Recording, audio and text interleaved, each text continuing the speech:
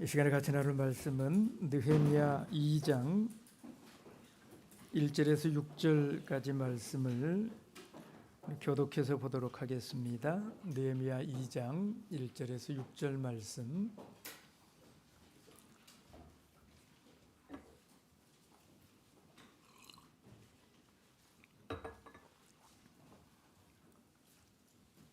제가 먼저 읽습니다. 1절. 아닥사스다 왕 20년 니산월에 왕의 앞에 술이 있기로 내가 들어 왕에게 드렸는데 이전에는 내가 왕의 앞에서 수색이 없었더니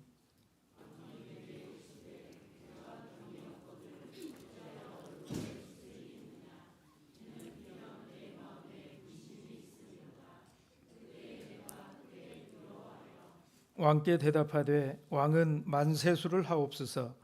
나의 10조의 묘실 있는 성읍이 이제까지 황무하고 성문이 소화되었사오니 내가 어찌 얼굴에 수색이 없사오리까.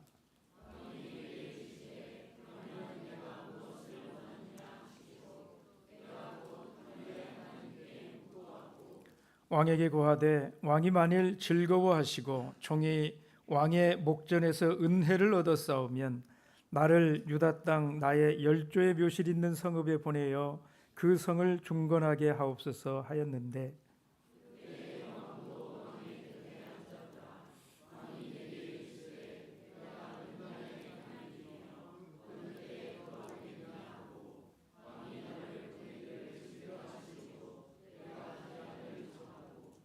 아멘. 여러분, 오늘 이 느헤미야는 자기의 조국과 그리고 조국의 백성들에게 안정되고 또 가치 있는 이런 내일을 선물하고 싶어 했습니다. 그리고 그 마음이 느헤미야의 마음 가운데 얼마나 큰지 몰라요. 그는 그 일을 우선 기도로 시작을 했습니다. 우리가 지난 시간에 느헤미야의 기도를 함께 살펴봤지 않습니까? 그런데 그가 그렇게 기도를 시작을 했다고 그래서 당장에 그의 조국에 어떤 변화가 나타났던 것은 아닙니다. 그러나 그는 포기하지 않았어요. 포기하지 않고 계속해서 기도하고 있었습니다. 여러분, 그가 포기를 하지 않은 유일한 이유는 내일의 소망을 위해서인 것입니다. 그 내일의 소망을 가지기 위해서 조국의 내일을 포기할 수가 없었기 때문에 그래요. 여러분, 그가 이 내일의 소망을 위해서 기도하면서 해야만 했었던 일이 있었어요. 여러분, 그게 무엇이었을까요? 우리가 이 질문을 통해서 얻고자 하는 대답이 있어요. 우리가 내일을 위해서 기도할 때에 동시에 해야 할 일이 무엇인가 하는 것을 알기 위해서인 것입니다. 그냥 기도만 하면 되느냐 하는 거예요. 여러분, 우리가 내일의 소망을 가지려면, 그게 진짜 소망이 되려면 기도 플러스가 있어야 된다라는 거예요. 오늘 느헤미야를 통해서 그것이 무엇인지 우리는 명확하게 볼 수가 있습니다. 그럼 무엇이 더 있어야 될 것인가? 첫째는 기도하면서 기다려야 한다 하는 겁니다. 여러분, 기도한다라고 하는 것은 희망을 품고 기다리는 것을 의미하는 것이지요. 우리가 희망을 버리게 되면 기도할까요? 기도할 수 있을까요? 희망을 버린 사람은 기도하지 않습니다. 소망이 없는데 뭘 위해서 구할 마음이 있겠습니까? 우리가 희망을 버린다면 더 이상 기도하지 않을 것입니다. 오늘 느헤미야가 이 조국을 위해서 기도를 시작하여서 마침내 그 조국에 돌아가 예루살렘 성을 재건하는 이 프로젝트에 착수하기까지요, 여러분 얼마나 시간이 경과했을지 생각해 보신 적 있으십니까? 그가 처음 예루살렘을 놓고 울며 금식하며 기도했다고 그랬잖아요. 1장 4절에 우리가 살펴봤습니다. 여러분, 근데 느헤미야가 그 기도의 응답을 받아가지고요, 진짜 그 예루살렘 성 재건 프로젝트를 시작하기까지 그 시간이 얼마나 걸렸을까 하는 거예요. 얼마 정도 걸렸을 것 같습니까? 몇 달 정도 걸렸을까요? 예? 여러분, 적어도 4개월 이상의 시간이 흐른 것입니다. 오늘 본문은 2장 1절에 이렇게 시작을 했어요. 아닥사스다 왕 20년 언제예요? 니산월이라고 이렇게 말을 하지 않습니까? 여러분, 이때가 느헤미야가 예루살렘 성 재건 프로젝트를 시작한 달이라는 겁니다. 그런데 이 니산월이라고 하는 이 달은 우리 양력으로 치면 3, 4월에 해당하는 달이 니산월입니다. 그런데 이 일에 대한 기도를 시작한 것은 언제 그 기도를 시작했느냐? 1장에서 그 기도를 시작을 했는데, 여러분 1장 1절 말씀을 보시면 아닥사스다 왕 제20년 동일한 해이지 않습니까? 근데 그 20년 언제라고 말씀을 하느냐 하면 기슬르월이라고 말을 하지요. 이 기슬르월이라고 하는 것은 우리 양력으로 말하면 11월 내지 12월에 해당하는 달이거든요.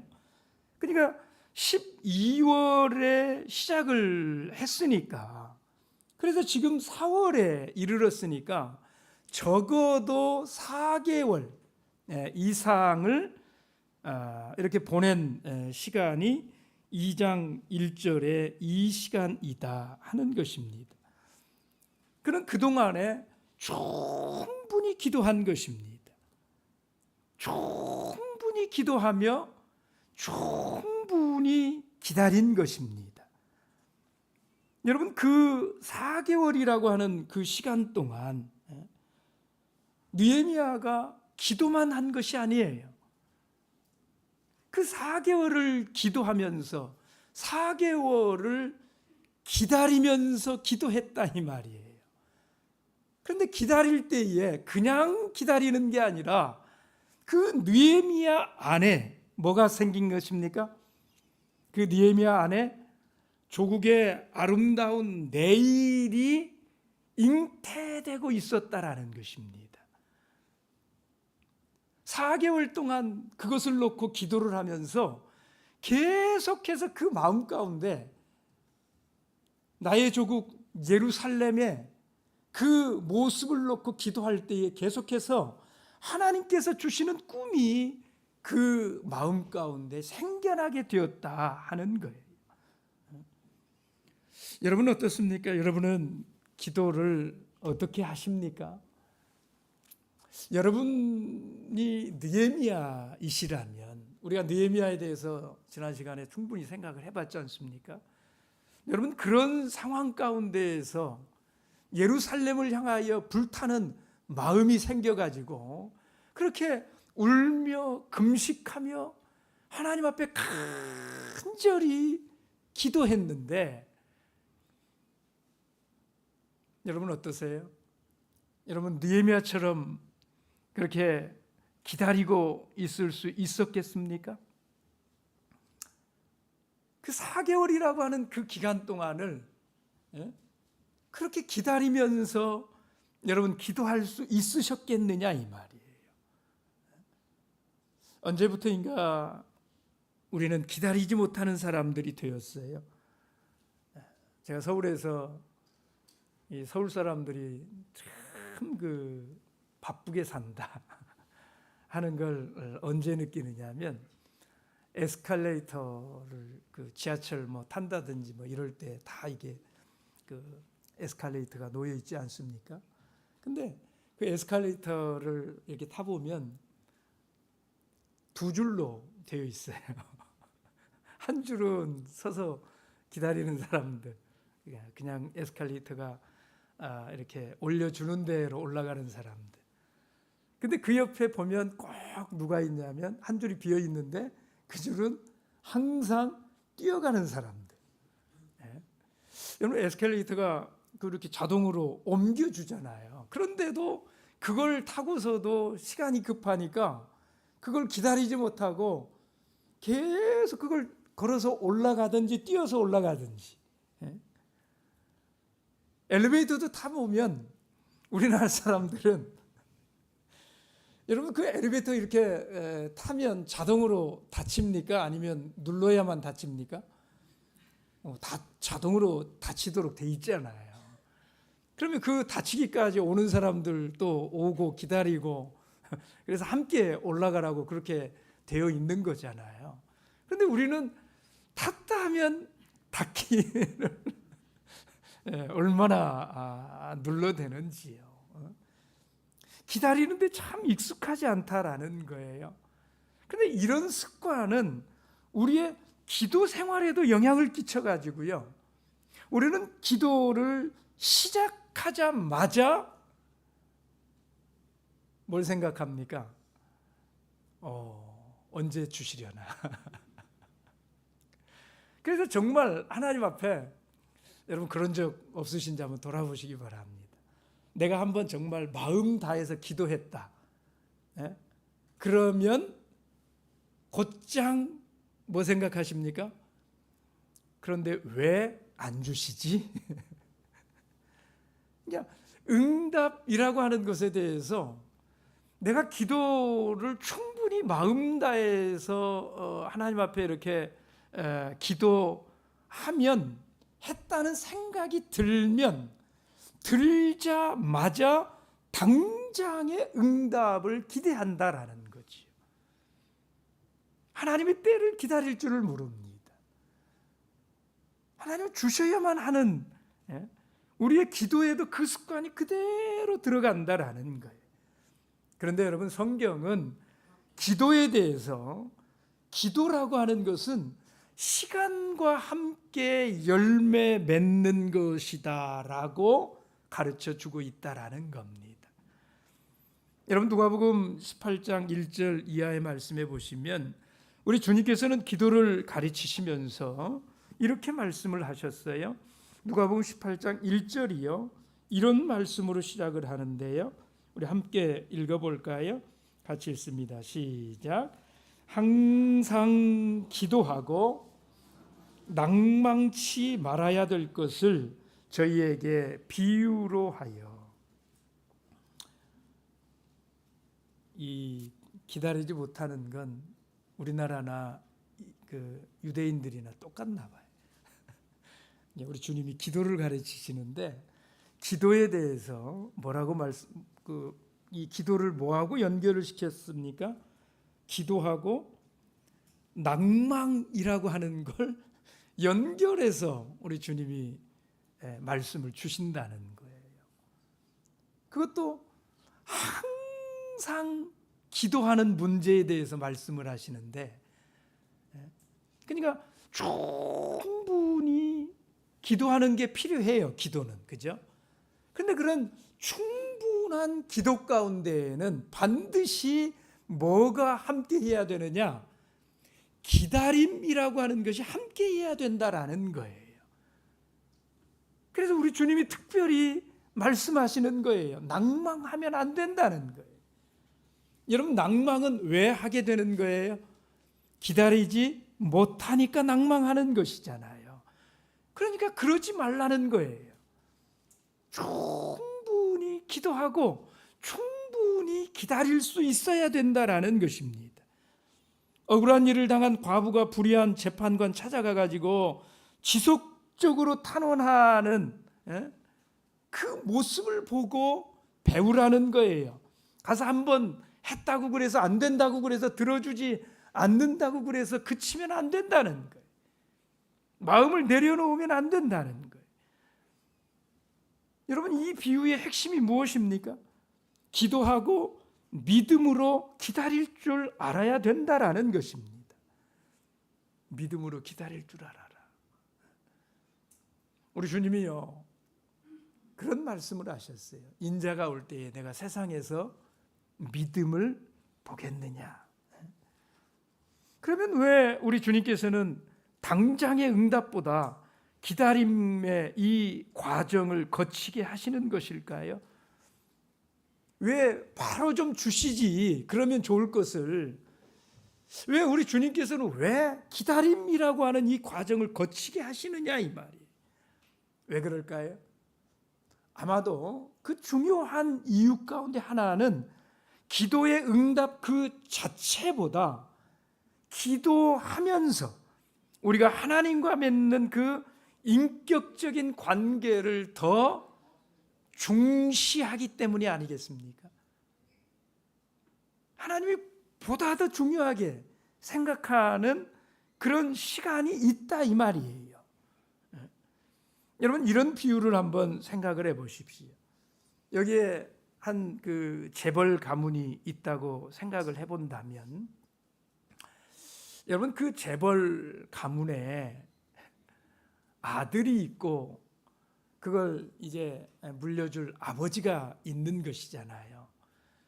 그러면 이 아들의 바라는 것하고 아버지의 바라는 것을 한번 여러분 생각을 해 보시면 좋을 것 같아요. 재벌 가문의 아들은 어디에 관심이 있을까요? 이 아버지가 언제쯤 나에게 이걸 상속해 주려나, 그죠? 아들은 그 시간을 기다리는 게 힘들어요. 그래서 그 시간이 좀 빨리 좀 왔으면 좋겠다라는 것입니다. 그런데 아버지는 다를 것이에요. 아버지는 어디에 관심이 있을까요?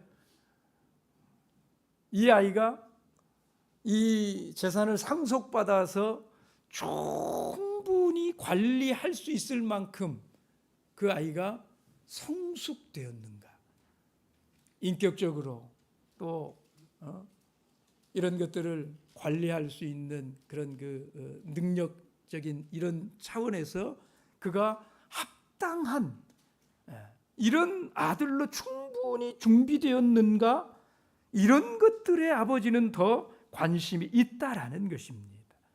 그래서 아버지는 아들로 하여금 기다리게 하시는 것 아니겠습니까? 그런 때를 바라보면서 그 때가 임하기를 기다리게 하시는 것입니다. 여러분, 그래서 이 기다림의 시간이야말로 아들에게 있어서는 내일을 준비하고 거기에 합당한 이런 사람이 되도록 갖추는 이런 시간이어야 할 것이다 이 말이에요. 그러므로 여러분, 빛나는 내일의 소망을 가지기를 원하시면 우리는 기도하고 기꺼이 기다릴 줄 알아야 된다라는 것입니다. 충분히 기도하시고 충분히 기다릴 줄 아셔야 돼요. 둘째로는 우리가 기도하면서 계획해야 된다라는 것입니다. 여러분, 느헤미야가 기도하며 기다리면서 또 한 가지 한 일이 있었다면 그것은 내 일을 그냥 기다리는 것이 아니라 뭐 하면서 기다려요? 계획하면서 기다린다 하는 거예요. 우리가 그걸 어떻게 알 수 있을까요? 여러분, 이제 이 느헤미야가 그가 모시고 있던 왕으로부터 그가 기다리던 결정적인 질문을 받습니다. 그게 뭡니까? 내가 무엇을 원하느냐라는 것이지요. 내가 무엇을 원하느냐. 그럼 마음속에 품고 기도하던 제목을 내어놓게 됩니다. 내 고향, 내 조국 이스라엘 땅 예루살렘에 돌아가서 예루살렘 성을 재건하게 그렇게 나를 보내달라는 거예요. 성을 중건하게 하옵소서. 그때 왕이요 다시 물어요. 뭘 묻습니까?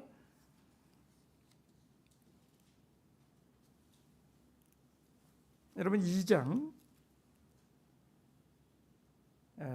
6절 말씀을 다시 보십시오. 그때 왕후도 왕의 곁에 있었더라. 왕이 내게 이르시되 뭘 물었습니까? 내가 몇 날에 행할 길이며 어느 때에 돌아오겠느냐.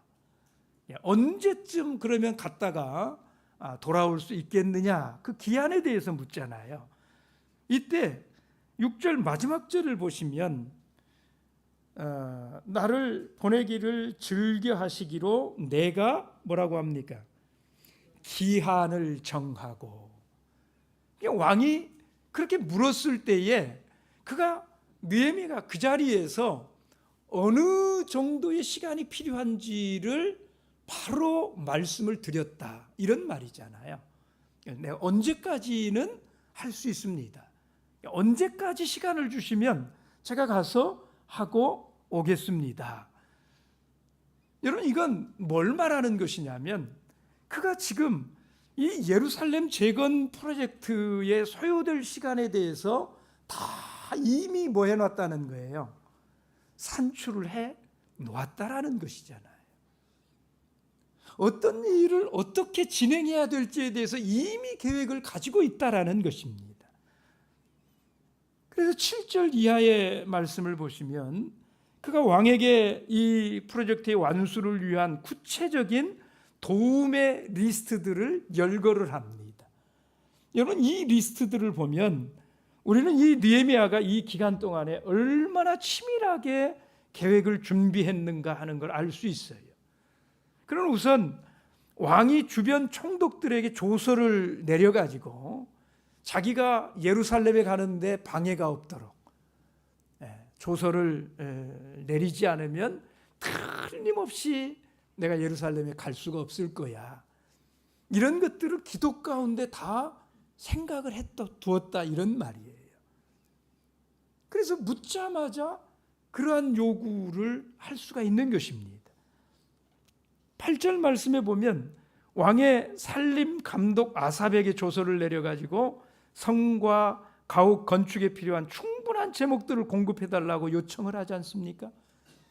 이것도 요청해야 되고 이것도 있어야 되고 저것도 있어야 되고, 그런 것들을 이미 그 충분한 기도 가운데 충분히 기다리면서 그냥 기다리는 게 아니에요.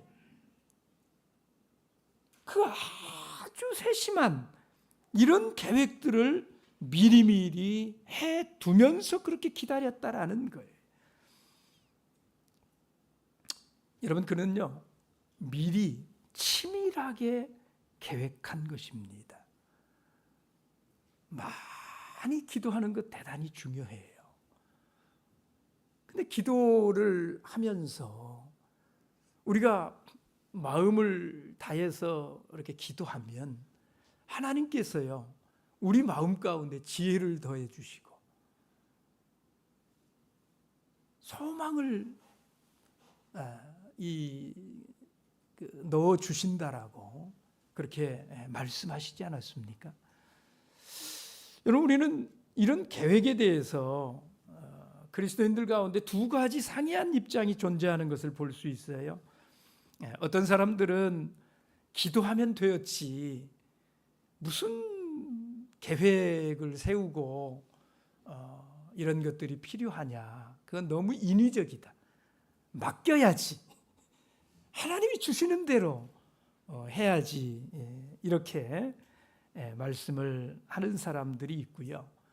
또 한 종류의 사람들은 내가 최선을 다해서 계획하면 되었지 기도가 무슨 필요가 있겠느냐, 하나님이 네가 기도하는 걸 원하시겠느냐, 아니면 네가 열심히 계획하고 그걸 위해서 열심히 사는 것을 원하시겠느냐, 그런 생각을 하고 그런 말을 하시는 분들이 있지 않습니까? 여러분, 그러나 진정한 믿음의 사람들은 어떻게 살아야 됩니까?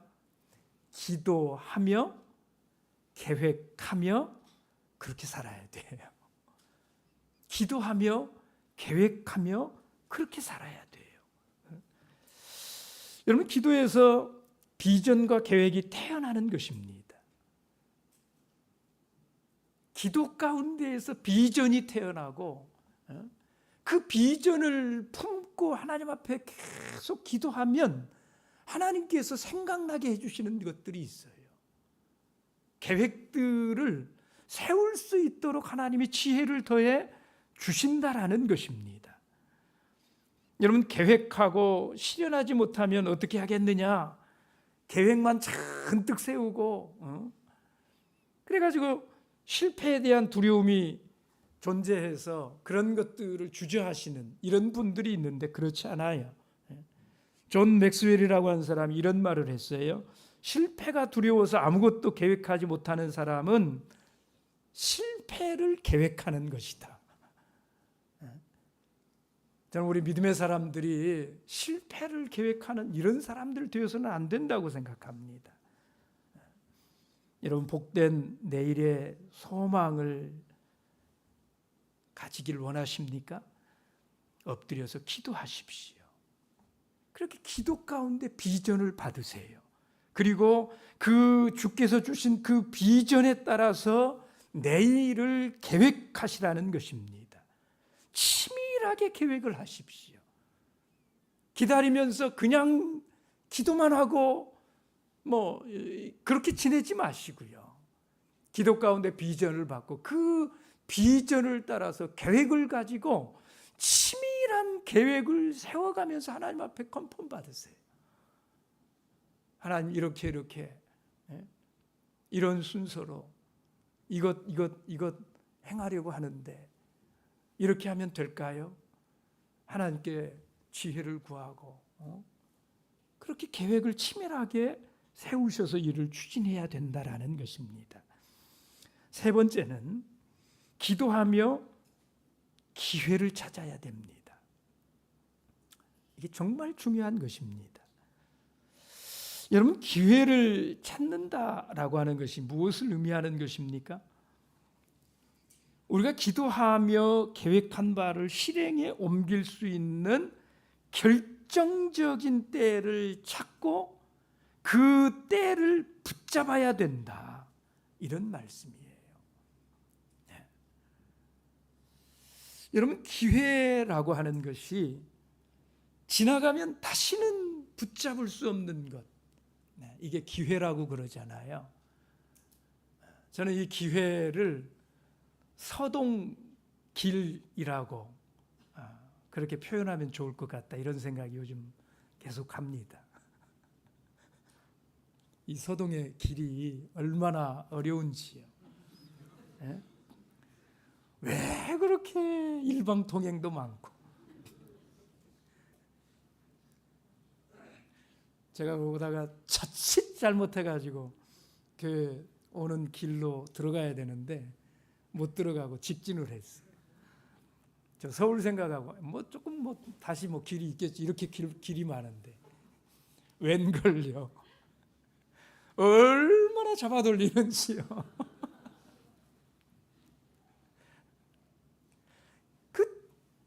잠깐 그 주의를 놓쳐가지고 그 길 들어가는 걸 놓쳤더니요, 그 후폭풍이 이게 정말 제가 그래서 서동에서 운전할 때에는 정신 똑바로 차리고 운전해야 되겠다, 이런 생각을 했어요.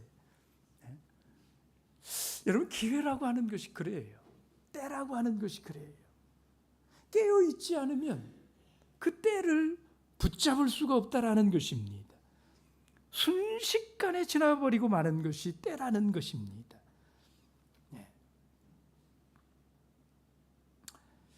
여러분, 드디어 이 느헤미야에게 기회가 찾아왔습니다. 오늘 본문의 2절 말씀에 보시면은요, 느헤미야의 얼굴에 수색, 근심의 표정이 가득한 것을 보고요, 왕이 무슨 일이냐고 물었습니다. 무슨 일이냐고 물었어요. 여러분, 드디어 기회가 온 것입니다. 느헤미야는요, 이 때를 놓치지를 않았어요. 여러분, 2장 2절 하반절에 보시면 왕이 그렇게 물었을 때예요. 내 마음에 근심이로다. 그때에 내가 크게 두려워하여. 여러분, 지금 느헤미야가 4개월 동안을 하나님 앞에 정말 간절히 기도하면서 그렇게 기다리면서 계획을 가지고 하나님이 주신 비전을 따라서 아주 치밀하게 계획을 세우고 있지 않습니까? 여러분, 이런 기도를 해보신 분들은 아실 거예요. 여러분, 이 정도 이렇게 기도를 하면 마음에요, 확신이 생깁니다. 이건 된다. 될 수 있다. 왜냐하면 기도 가운데 하나님께서 자꾸 방법을 생각나게 하시고, 이렇게 하면 더 좋겠다, 이렇게 하면 확실하게 될 것 같다, 이런 하나님이 주신 지혜를 가지고 계획을 세운 것이잖아요. 그냥 이런 기도를 4개월을 한다 그러면 마음에 그게 이미 다 이렇게 완전하게 그려집니다. 그죠? 그런데 2장 2절에 그 기도의 응답을 받는 순간이 온 거잖아요. 왕이 그렇게 물었을 때에 느헤미야가 그 마음에 큰 두려움을 가졌다. 여러분, 지금 이 두려움이 의미하는 것이 뭘까요? 아니, 어떻게 그렇게 4개월을 기도한 사람이 그 하나님만 바라보고 사는 이런 사람 아니었나? 여러분, 혹시 이 두려움이라고 하는 그 말 가운데서 그런 생각을 하신다면 그건 말씀을 잘못 보시는 거예요. 여러분, 지금 느헤미야 가운데 있는 큰 이 두려움이라고 하는 것은 그 속에 있는 소망의 큼을 말하는 것입니다. 그 소망의 간절함을 말하는 것입니다. 바라지 않는 사람 같으면 그냥 그 믿음 없이 그냥 기도하는, 그래서 내가 기도는 하지만 이 일이 이루어질까? 어떻게 예루살렘 성이 재건이 돼요? 그 불가능한 일 아닙니까? 기도는 하지만 그런 마음이었다면 여러분, 이런 두려움이 있을까요? 그렇지 않아요. 지금 예레미야의 마음 가운데 이 순간에 이 두려움이 있다라고 하는 것은 그만큼 이 시간이 예레미야가 기다려 오던 그때라고 하는 것을 말하는 것입니다. 마음의 확신 가운데 반드시 그 날이 올 거라는 믿음이 있어요. 그런데 드디어 그 일이 시작되는 그 순간이 온 거예요. 그래서 극도의 긴장감 속에 있는 것입니다. 얼마나 긴장을 하는지 크게 두려워한다라는 것입니다. 네. 3절에 느헤미야의 대답을 읽어보십시오. 다시 한번 보겠습니다. 3절 함께 읽습니다. 시작. 왕께 대답하되 왕은 만세 수를 하옵소서. 나의 10조의 묘실 있는 성읍이 이제까지 황무하고 성문이 소화되었사오니 내가 어찌 얼굴에 수색이 없사오리까? 내가 어찌 얼굴에 수색이 없사오리까? 4절에서 왕이 다시 물어요. 그러면 내가 원하는 것이 무엇이냐? 여러분, 이때 그는 바로 답변을 하지 않습니다. 왕이 다시 물었을 때에 그 긴장감 속에서 느헤미야가 왕께 정말 그 마음에 있는 이 말을 한 것 아닙니까? 그랬더니 왕이 다시 물어요. 그러면 내가 원하는 것이 무엇이냐? 그런데 그 순간에 느헤미야가요, 바로 답변을 하지 않는다는 것입니다. 그 긴장된 순간에, 그 긴장된 마음을 가지고, 여러분, 이 두려움이 왕을 무서워하는 것이 아니라는 것을 알 수가 있습니다. 이 두려움은 그 속에 있는 소망의 크기에서 오는 두려움이에요. 그 간절함에서 오는 두려움이에요. 이건 반드시 이루어져야 될 일이라고 하는 데서 오는 두려움이에요. 그래서 그런 긴장감 속에서 그는 왕이 절호의 기회를 주는 것 아닙니까? 근데 그 순간에 그는 바로 대답하지 않아요. 그는 그 순간에 뭐 합니까? 묵도했다고 말을 합니다. 여러분, 이게 참 놀라운 일이 아닙니까? 저는 하나님 앞에 여러분들이 이런 믿음이 있게 되시기를 바랍니다. 정말 중요한 그 순간에 그는 이 일에는 절대적으로 하나님께서 행하셔야 된다라는, 하나님이 허락해 주셔야 된다라고 하는 믿음이 있는 사람이에요. 그래서 그 하나님께 묵도하는 것 아닙니까? 그렇게 묵도하고 감사의 기도와 함께 이제 이 결정적인 기회를 달라는 그 기도를 그 짧은 이 묵도의 순간에,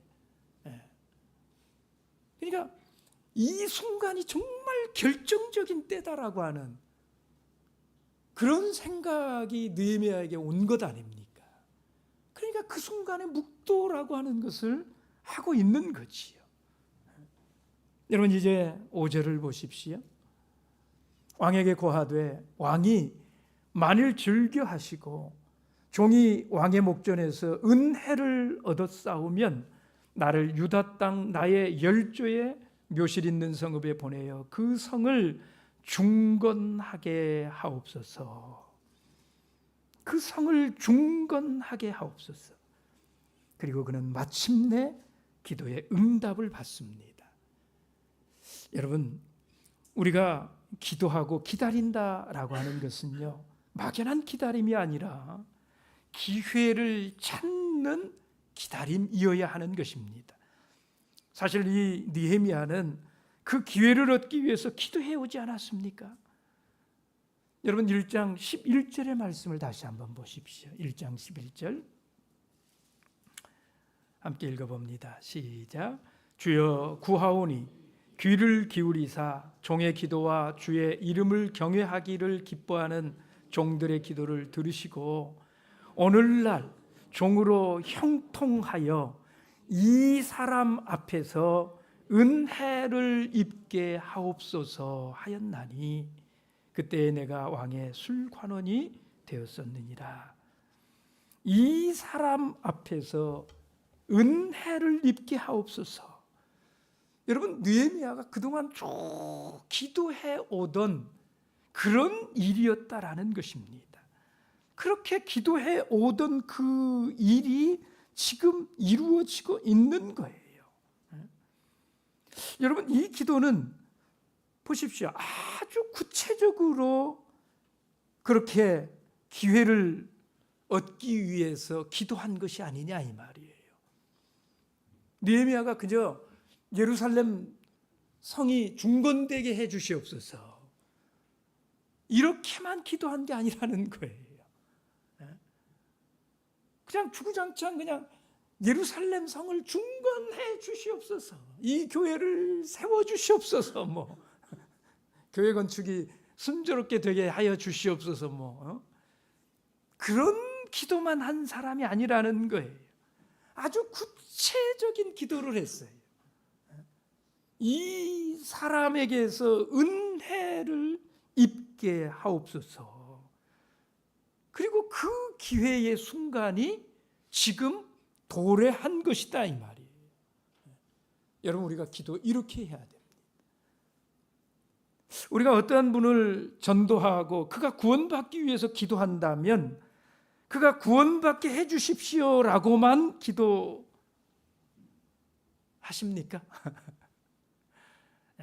우리가 그렇게만 기도하면 안 된다라는 거예요. 정말로 그가 구원받기를 소원하신다면 좀 더 구체적으로 기도하세요. 그래서 그에게 전도할 수 있는 기회가 오게 해 주십시오.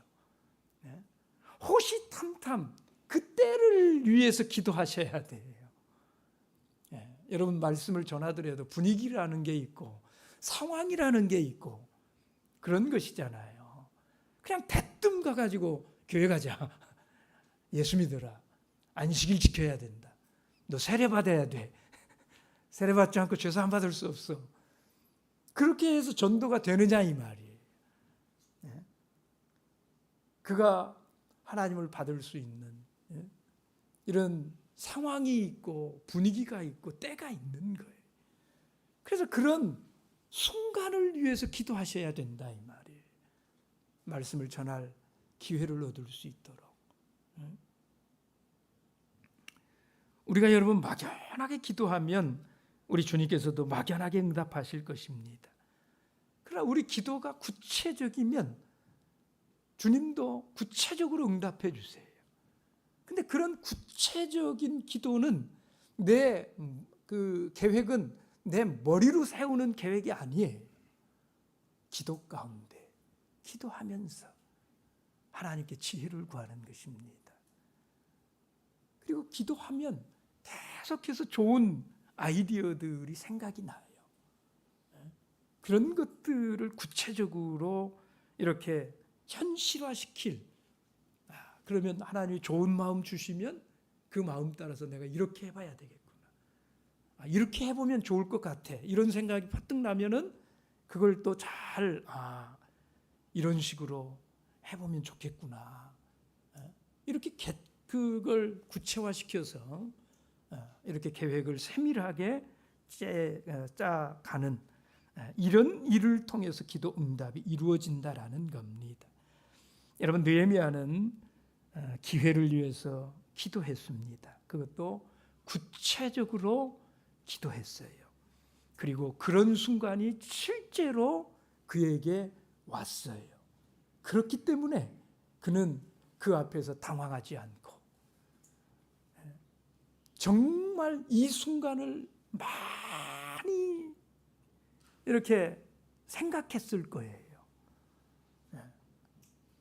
그리고 그 순간이 딱 온 거예요. 그러니까 긴장되는 거예요. 그래서 두려운 마음이 있는 거예요. 그래서 하나님 앞에 묵도하고 담대함을 가지고 정돈된 생각을 가지고 하나님이 주시는 응답의 그 은혜를 가지고 그 왕에게 계획된 그 말들을 다 풀어 놓았기 때문에 이 일들이 순조롭게 이렇게 이루어져 가게 된 것이다라는 겁니다. 여러분, 성령의 사람들은요, 하나님이 주신 기회를 놓치지 말아야 됩니다. 바로 그 기회가 하나님의 뜻을 이루는 기회이기 때문에 그렇습니다. 우리 예수님은요, 이 때에 대해서 참 민감한 인생을 사셨어요. 그는 나서지 않으셔야 될 때 항상 그렇게 말했지요. 내 때가 아직 이르지 않았다. 그리고 그 인생의 절정기에서도요, 그 사역의 절정의 시간에 우리 주님이 하신 말씀을 보면 때가 아직 낮음에, 이런 표현을 하세요. 그러니까 이 때라고 하는, 기회라고 하는 이런 것에 대해서 주님은 항상 이 마음 가운데 그걸 가지고 사셨다라는 거잖아요. 그러나 소명을 이루시는 그 십자가의 고난의 시간이 가까웠을 때는 어떻습니까? 드디어 주님은 말씀하셔요. 내 때가 이르렀나이다. 그리고 그에게 주어진 고난의 잔을 마시면서 당신의 때를 붙잡으신 것입니다. 그리고 우리의 죄를 대신한 그의 죽으심과 부활로 인류는 구원을 얻고 새로운 삶을 살게 되었고, 그는 모든 민족 가운데의 구주와 주님이 되신 것이지요. 그리고 여러분과 저는 새로운 내일을 바라보게 된 것입니다. 여러분, 그렇다면 사랑하는 그분의 제자된 우리들도, 여러분도 오늘 우리의 인생이 아무리 힘들고 어려워도 그분에게 나와가지고 다시 기도하면서 다시 그가 주실 그 내일을 소망할 줄 아는 이런 사람들이 되어야 되지 않겠습니까? 여러분, 기도하면서 기다리십시오. 기도하면서 계획하십시오. 그리고 기도가 오거든, 그 기회가 오거든, 이제 그 순간을 위해서 그동안에 충분히 기도하고 계획하고 하나님 앞에서 기다려온 그 기다림을 가지고 그 순간에 최선을 다해서 몸을 던지는 것입니다. 그러면 하나님께서 응답해 주세요. 내일을 위하여 말입니다. 묵도하겠습니다.